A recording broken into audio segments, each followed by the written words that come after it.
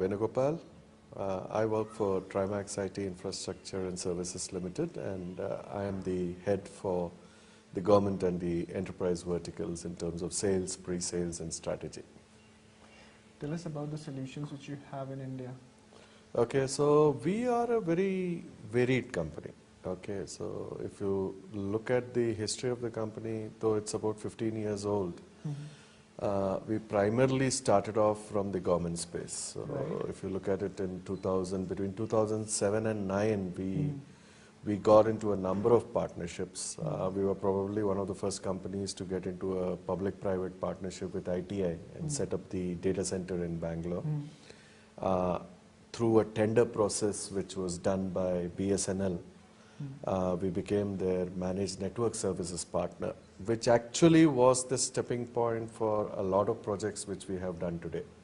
Because what the relationship with BSNL got us was a huge set of customers whom you could address through them. So if you look at the BSNL relationship as it is today, we manage close to about 30,000 links for them across India. And this is across roughly about 800 to 900 customers.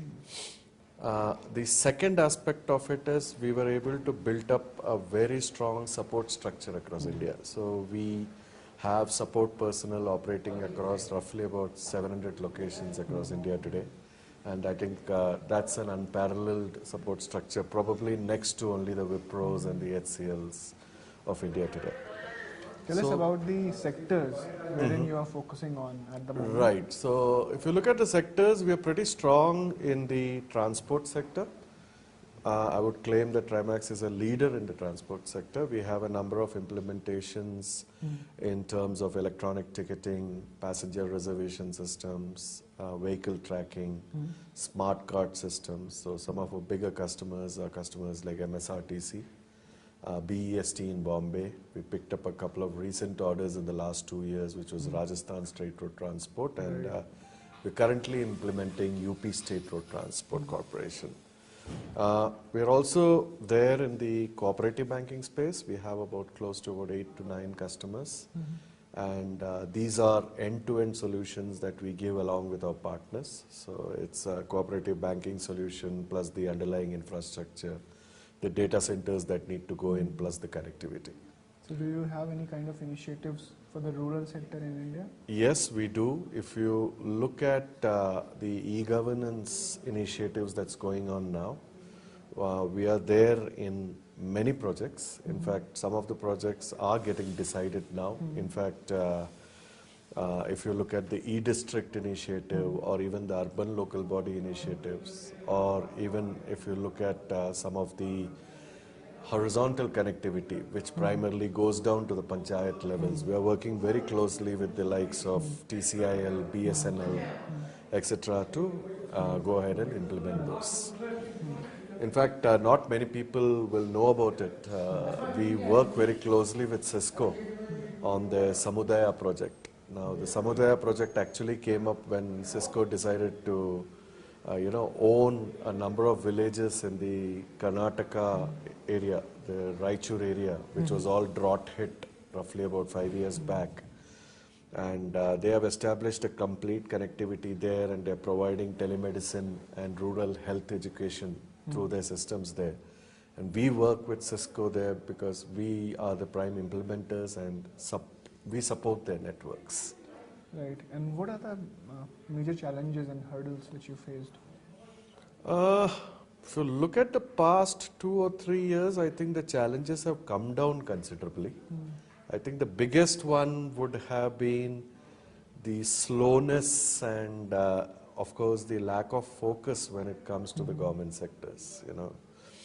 There is a lot of budgeting that happens, I think, but the governments were more focused about how to exhaust that budget rather than see any end results. And that is changing now. Earlier, if you look at the government space, any state government or any PSU like to own things. So they built up their own state data centers, they would like to build their own infrastructure, etc. But that's changing completely today. Today, Almost every second project is getting into a boot model, which is build, own, operate. You build your own structure, and what they are interested is in a particular outcome or an SLA. Okay, so for example, if I look at the Maharashtra State Road Transport Project, there we have completely automated their electronic ticketing, but the financial parameters, the way they actually pay us is a certain amount of paisa per ticket. Right. That's all. Everything else is owned by us, right down to the electronic ticketing machines that the conductors hold, right down to the paper rolls that go into them has to be managed by us.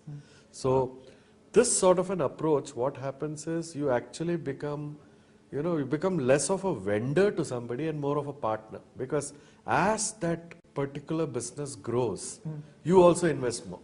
Right. And there is a certain amount of stickiness, because I am also interested in ensuring that that project succeeds, because it's not a simple case of me supplying hardware and software and just walking away, Right. least bothered about how the project has gone about. Here I am bothered about the outcome of the project, and since I'm associated with it for 5 to 7 years, it's also in my interest to see that it succeeds. Actually. So that's a key change that's happened in the sector today.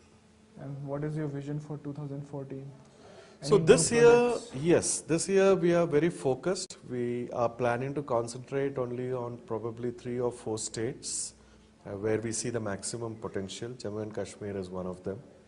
And we are also focused on e-governance projects, because we feel that over the next 6 to 8 months, a lot of money would be spent on e-governance in terms of automation of municipalities, states, etc. And that's one area which we are looking at as a key focus area for our growth also. So in Jammu and Kashmir, what kind of projects you want to be a part So of? the state data center is one which we were associated with. It was inaugurated last month.